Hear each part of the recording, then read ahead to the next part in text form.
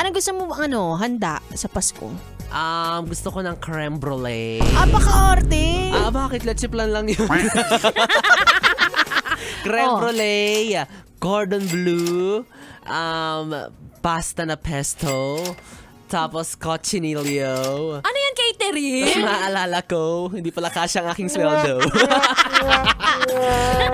Back to basic tayo, spaghetti. Alam mo, ako, hindi ako maarte sa handa. Ang baliktad ako kapag maraming handa, ayoko kumain. Ganon, mas masaya nga yun yung makikigulo ka. Ayoko kumain. Mas gusto ko pa kumain kinabukasan kapag iniinit na yung mga ulam. Introvert. Oo.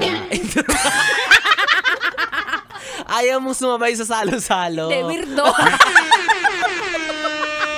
Di ba? Hindi ko alam kung bakit. Parang nabubusog na ako kapag nagluluto yung nanay ko. Pag naamoy mo, pag nakakita mo naamoy ko, ganyan. parang na ako dun.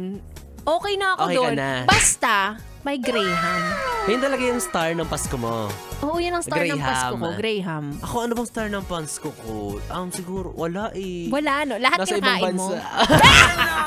Ay, nakauwi na pala. Nakakairita. Hindi naman edible. Edible, hindi lang chewable. Ayun, chewable. Napayes ka ba sa napanood mo, yes friend? Alam mo na ang gagawin mo, ha? Hit like and subscribe. And click the notification bell para ma-update ka namin. Kung gusto mo, mag-comment ka pa. Hindi ka namin iisnabin. Go, yes, friend!